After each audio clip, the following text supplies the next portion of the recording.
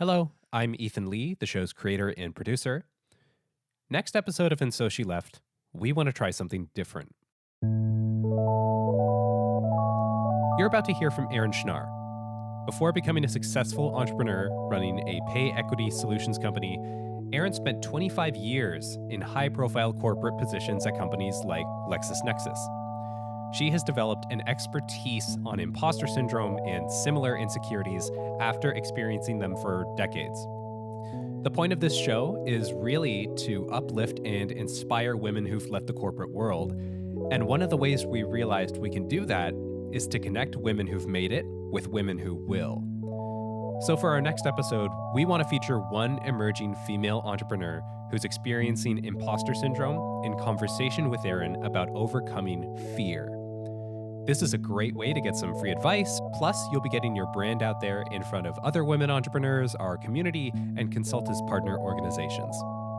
If you want to talk to Erin, please email us at podcast@cansulta.com. That's podcast@cansulta.com. We're going to be back at the end of the show with another reminder. Thank you, and enjoy the episode. Hi, I'm Catherine Vesilopoulos. Starting my own venture wasn't easy. After a decade working in the corporate world, I realized that so many things were out of my control, like layoffs and changes in direction. I didn't like the instability. I didn't want that to define my whole career and professional story. And so, I left. I started my own company and achieved more than I ever imagined. Now I'm on a mission to share stories from extraordinary entrepreneurs who are changing the world and who never gave up on their vision.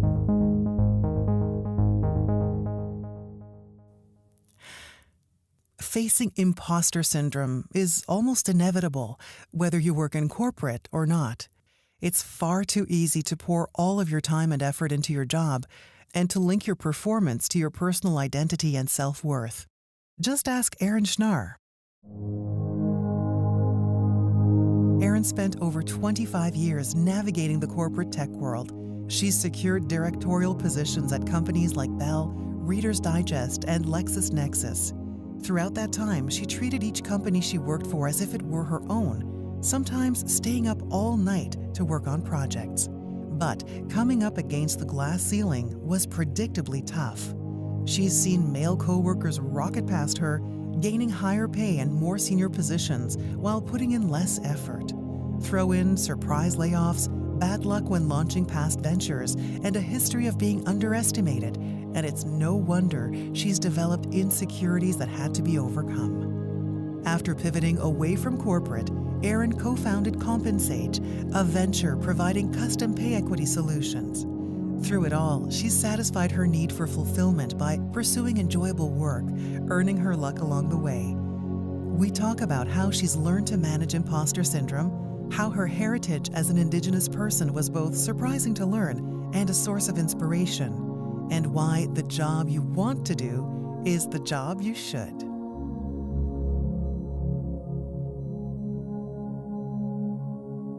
Hi, Erin. Nice to have you here. Thank you so much for agreeing to speak with us today and for sharing your story. It's really nice to have a guest like you. Oh, thank you for having me.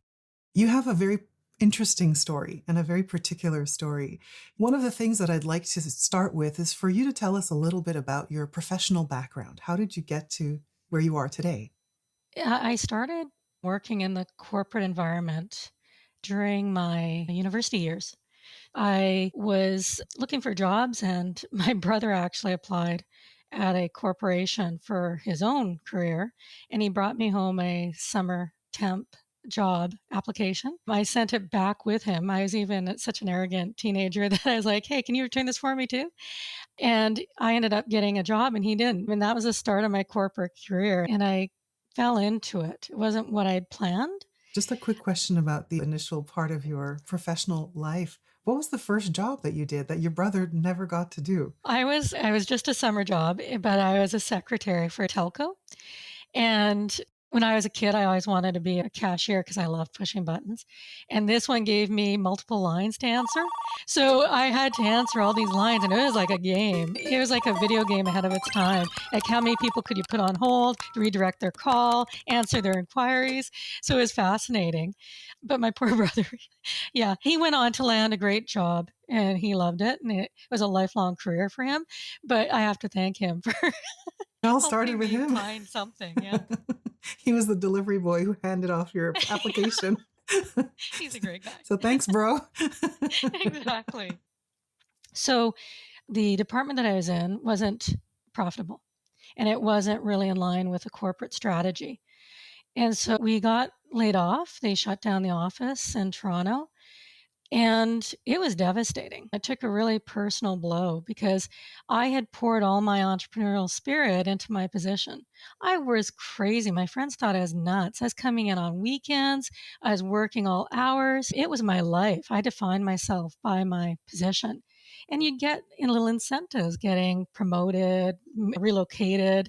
So it perpetuated the comfort that you thought you had.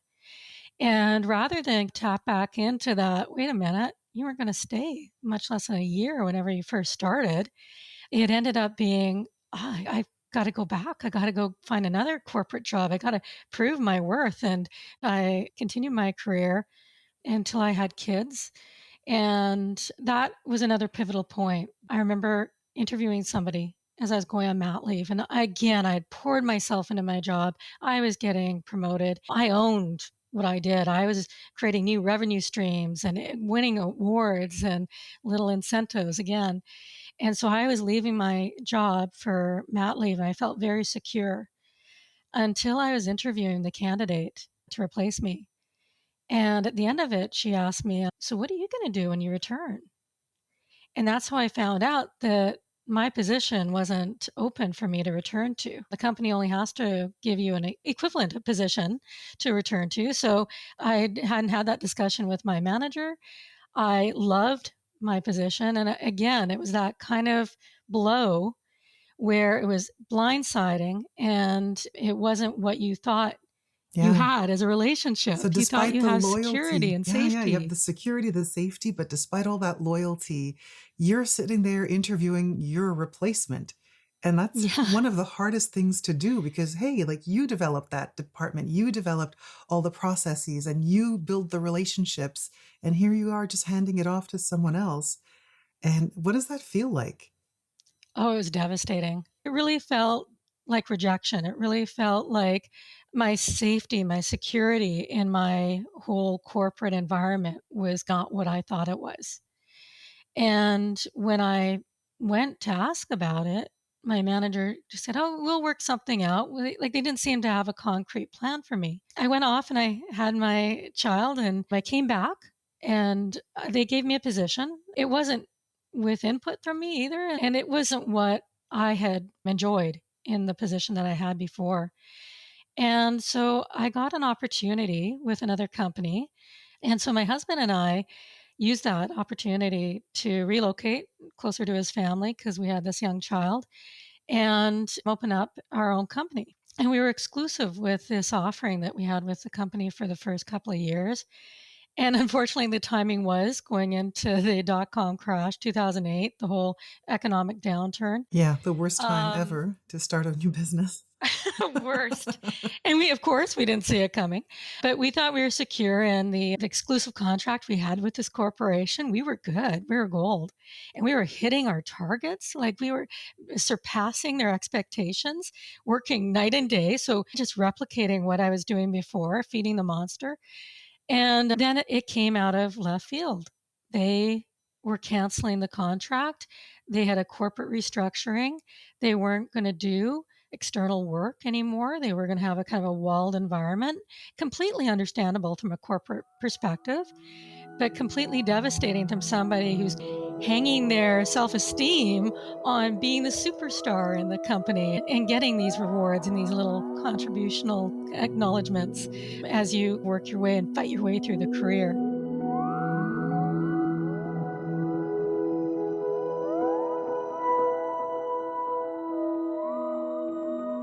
And it's interesting how we do When we're younger, I'd say in general, spend a lot of time developing our identity around our jobs. This is, I am Totally. a marketing expert, or I am a whatever. And then you realize, oh, I'm putting way too much identity into this job in a corporate world. And then when the rug is pulled out from under you, you have to reshift. Oh, yeah, and it kept happening, that same sickening feeling. I reached out to a former colleague and congratulated him on landing at a company, and he said, "Hey, I need somebody." And I was like, "Oh, okay." So it just kind of sucked me back in. No time to think about, challenge any thoughts or figure out why you feel so betrayed and that horrible feeling. You actually felt euphoric. Oh, they do want me, right? So I went back to that environment. And so it was good because it's learnings for me on SaaS, selling SaaS, marketing SaaS, working within that environment. I worked and I got promoted in that company, but I quickly saw that there was a dead end in how far I could go. I saw my former colleagues, like just these guys just skyrocketing up, CEOs, VPs. And I was like barely getting manager role. I was like, what's going on? Okay, then I'd squeak to senior manager. And it just seemed like such a struggle. Balancing family life at this point, we had 2 kids, was very much a big challenge. But I was treating these business units that I was given, they were my own. Like after the kids went to bed, I went back to work and I had worked through the night because that was when there was time, there was quiet. So I'd be working to 2, 3 in the morning or later, sometimes all night, and going to work in the morning. People were like, are you crazy? And it sounds like And you had a lot of start and stop, and then yeah, jump on to the next thing, and then start and stop again. And tell me what that does for your identity as a worker, and then looking for that opportunity to become an entrepreneur. Did you have some form of imposter syndrome? I think after that cycle of doing it so many times and not really breaking the glass ceiling, as they say, on getting like the senior roles, it was really frustrating. But I was so focused on getting that. When I did get it, I really saw that as unfulfilled. And I think that when I had that senior vice president title and I still was unfulfilled, I was like, wait a minute, what's going on? And I felt like I was an imposter. Can you describe those moments that really stand out to you give me an example of this imposter syndrome that showed up in your life? Oh, it started early. I remember once my mom, they had moved to a smaller community and I was going to stay. And I was at the very start of my career. And my mom said to me, what's wrong with being a secretary? And I know that she was coming, like now looking back on it, she was coming from a place of, can't you move to a smaller community? You don't need to pursue a career. I was a secretary. What's wrong with that? But it felt, am I not good enough? Am I not, are you saying that I should only be a secretary? Like you're seeing some limitation in me? And so that kind of started to seed a doubt. And then whenever I stepped into organizations, and people are very good at posturing, even though the ones that are so much more grandiose and confident are the ones that are the most doubting of themselves. You walk into these scenarios and I'd be like, I'm the only woman in the meeting. Am I good enough? Am I experienced enough? I only have a communications degree. I don't have an MBA like him over there. So I would find anything. I don't have the experience that they have. I'm fairly young, or I'm not sure I'm going to be able to lead this group. And I had a whole team to lead and issues to resolve and targets to meet. And I was like, okay, just talk yourself down from those crisis moments and sell yourself as, no, you can do this. And what got me through it was when I actually forgot about my own identity and focused on the business. And it helped because I always regarded them as my own business. So I wanted the employees to be the best they could. I wanted the team to succeed. And so I'd pour myself into the revenue strategy. Money is money. They need different expertise for those industries, but the overall sales strategy itself is basically the same.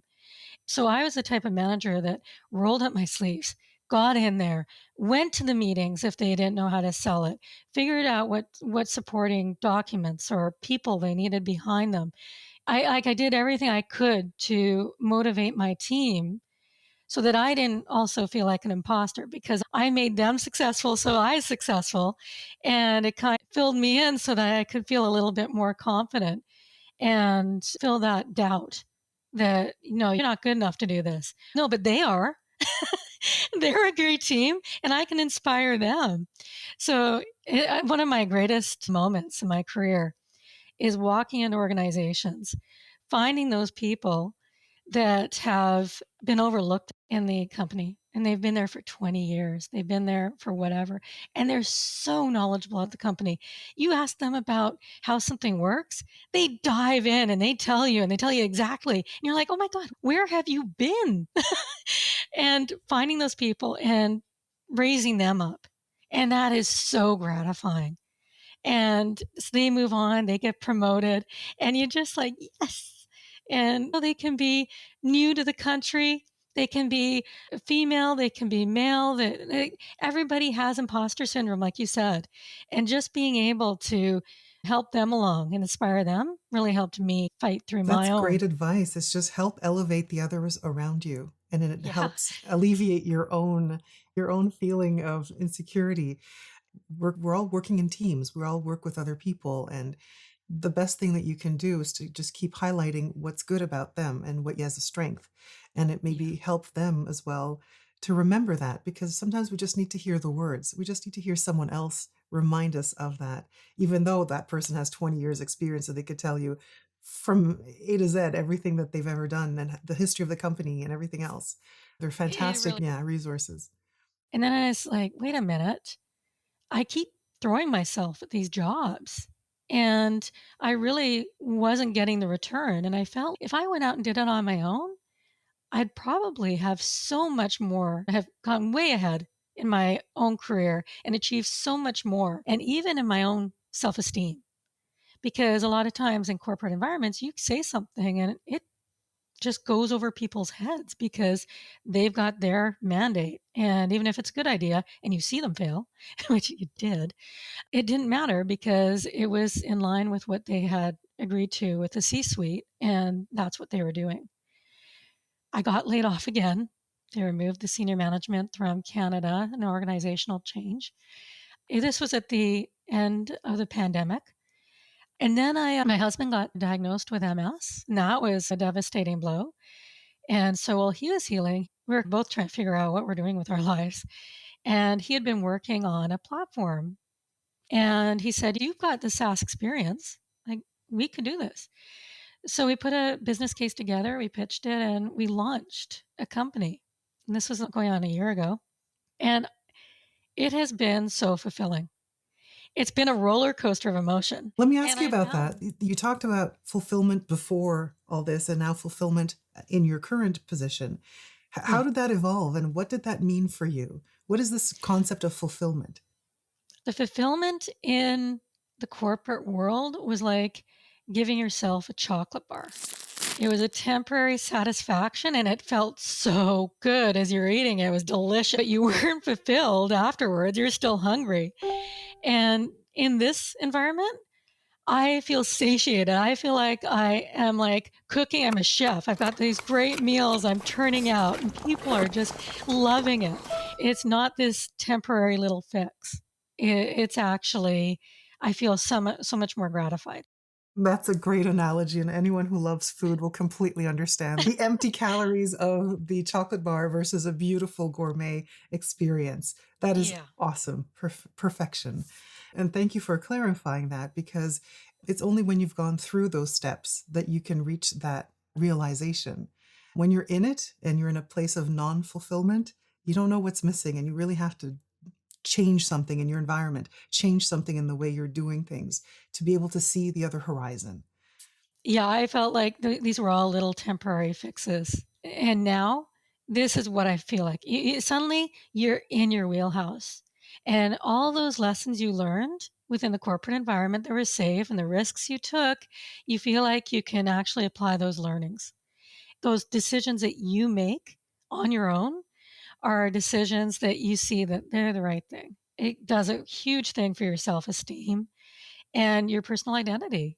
You really feel when you go back to it that you were really an imposter in the corporate environment because you truly weren't being who you really are. And I love your story. It's so interesting because you have so many layers to you about your identity. There's the Yeah. corporate identity, but I want to hear more about how did you come to discover that you had more Métis background than you thought? What happened there? Yeah, so I think there was like a generational identity crisis with on my mom's side. She talked about it just very rarely. It was through my grandfather and she wasn't close to him. So my sister started to dig and she connected with a half uncle and we started discovering these incredible stories. The people that were so powerful in that part of our family and highly regarded within the Indigenous and the fur trading community because it goes back to the 1700s. And I remember on Ancestry finding this story about one woman. The fort was going to get attacked and they followed her. She went out hunting and she was Indigenous and she had married into a fur trader. They watched her shoot ducks. She was able to reload so quickly and shoot the ducks. They decided not to pursue her at all. They called off the hunt and they went back to the fort and they actually decided it was safer to break into the fort, take a piece of the screen window and leave. And her husband was like, who did this? Who destroyed our window? Like at that time it was precious. And months later, these people came and they showed him the piece of the screen window. And they told him the story that they were so intimidated by her marksmanship that they weren't going to even try to attempt messing with her. Yeah. And I was like, right on. This is the kind of person that I need to tap into because we're strong and we do have good ideas and we can be successful. And there's been many stories like that on many sides of that family. It's just so inspiring to tap into. Yes, because you discovered a big piece of your personal identity that you did not know about before. Yeah. But even there, I had imposter syndrome. Even there. Even then, I filled out the Métis application and I was like, but am I really Métis enough? Like, I don't know anything about the culture. And whenever they gave me my card, I was, oh my gosh, okay, I'm part of this community. And so I'm really embracing it. And I'm really proud to be a Métis woman president of a tech company.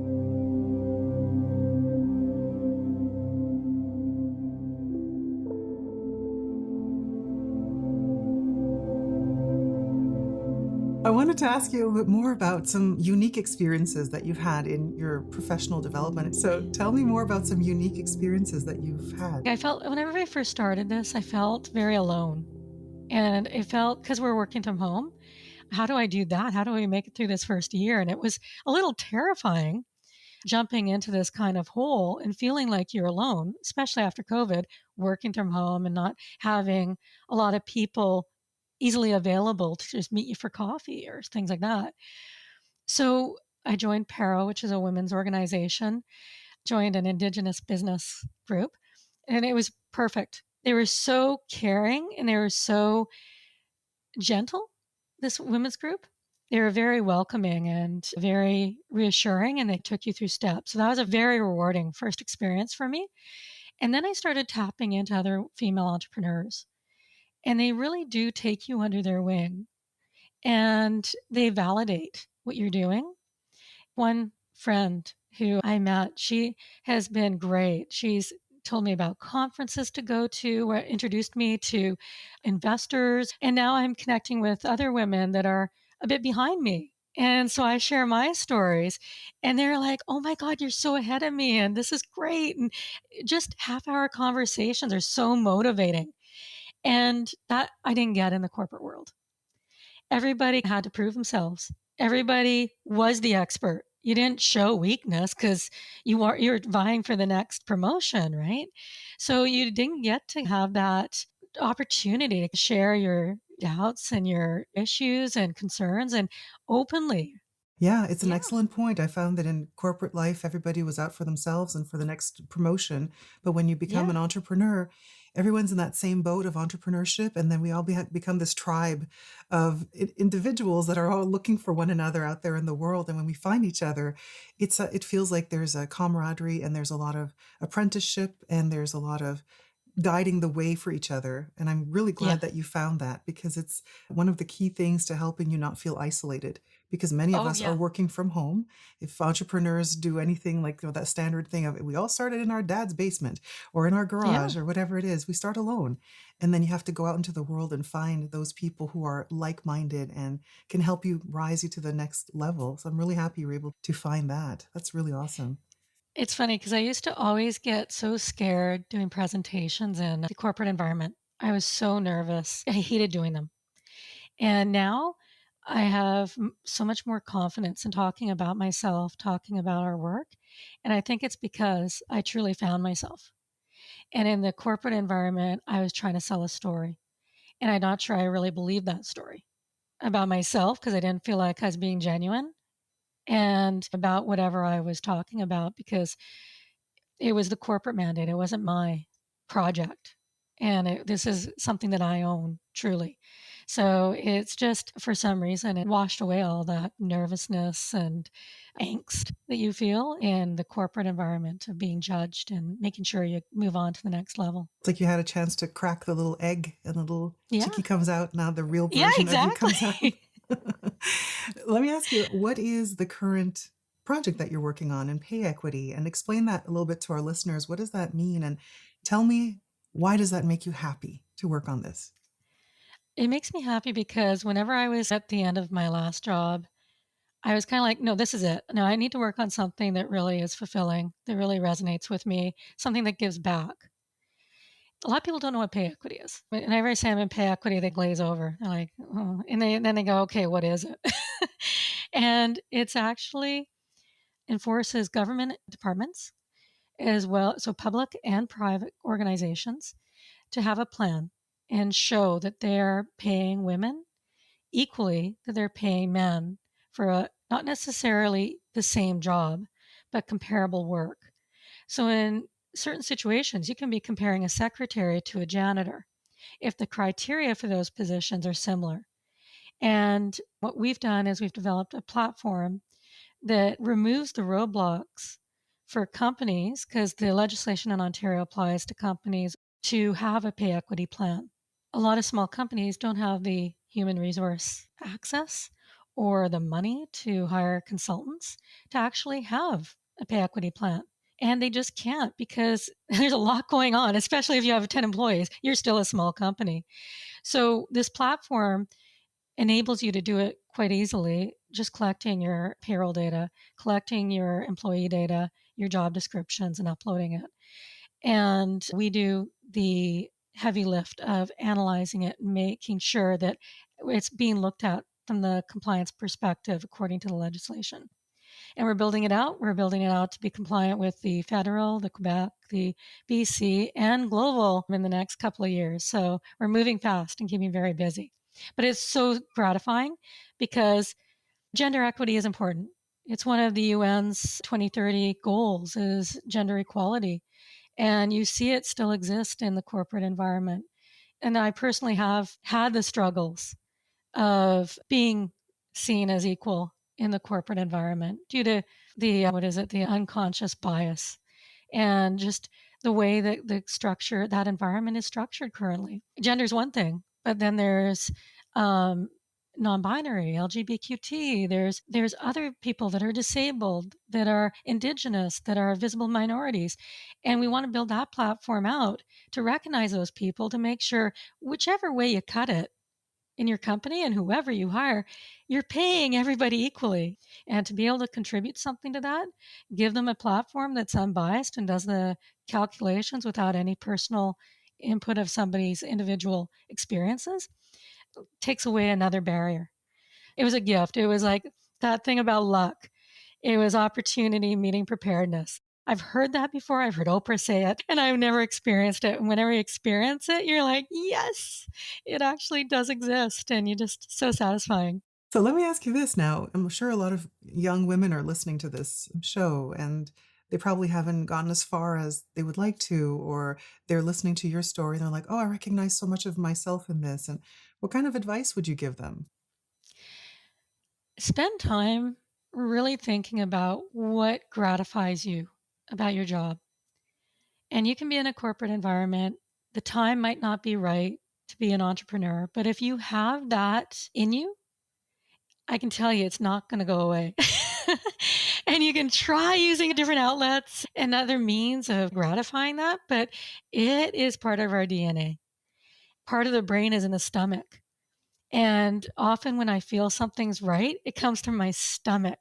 I know in me that deep down in my stomach that this decision is right. And it's probably screaming, stop feeding me chocolate and give me a gourmet meal. Having said that, I have lost 10 pounds. Yay! It is. Maybe that is a thing.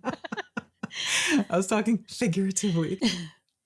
And when you get that feeling, run with it. Because to be honest, the corporate environment isn't guaranteed. You can be blindsided at any minute and it has nothing to do with you. And suddenly you find yourself without a job. And I failed. I failed before and I went back to corporate. So it's not like you're shutting a door permanently either. There's always success and learnings in failure. And Ethan, before we wrap up, is there anything else you'd like for us to cover? I actually wanted to jump in because behind the scenes for this podcast, I do deal with a lot of imposter syndrome, especially as it relates to the creation of this show. My mentality is that my ability to perform as a podcaster, quote unquote, perform, whatever the heck that means, is like a direct reflection of myself as a person and my own value. Yeah. And it's been like that for a very long time. And it feels like you've had some similar experiences in your life. Yeah. I was just wondering if you had any advice on how to divorce yourself from that mindset. I know that part of my problem was I was very clear on when I heard criticism. Criticism just resonated, just hit me. I took it. I owned it. I dwelled on it. But if somebody complimented me, I would quickly move past it. Even if I got acknowledgement in a company, if an award given to me, I was like, oh, yeah, help me. And I'd find some way of not really embracing it. To get past imposter syndrome, you got to start being your own advocate.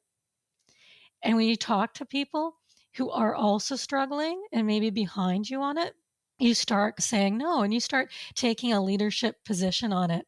And no, you're great at what you do. Are you kidding me? And you start sharing those moments and sharing those doubts. You start to motivate them and you motivate yourself. And I think even talking about imposter syndrome is so important because even when I met you in the last couple of days, I was like thinking this morning, this guy is so talented. He's probably going to be in New York and he's going to be in LA and I'm going to say I knew him. That was my real motivation for asking the question. That's all I needed to hear, really. But you guys are so good. And I listened to your podcast and even the quality of it, the things that you guys are doing. I was like, why? Like I told you, why are you talking to me? That's just silly. I think that's silly because you're the perfect fit for this show. Yeah. Thank you. It has been, for us, a pivotal moment. As you've talked about your pivotal moments in your career in corporate, this does feel like a kind of defining movement for us moving forward. So I wanted to say thank you for allowing us to realize that. You guys are going to make me tear up. It's so nice because I feel like you guys have actually taken me a step further and of course my own path that I'm on. And career-wise as an entrepreneur, but also just as a person.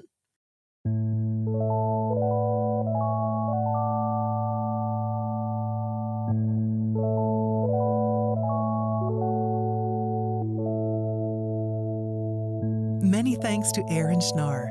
You can learn more about CompenSage in the episode description. In our next episode, we're doing something a bit different.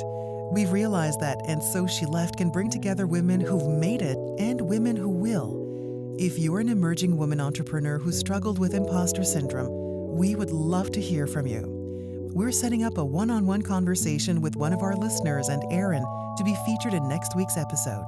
If you'd like to meet Erin, please email us at podcast@cansulta.com. That's podcast@cansulta.com. And So She Left is made by Cansulta and Ethan Lee. We'll be back next Wednesday with a new episode. Music by Chris Zabriskie, edited for your enjoyment. You can find a list of all the songs you heard here in the episode notes. I'm Catherine Vasilopoulos, and thanks for listening.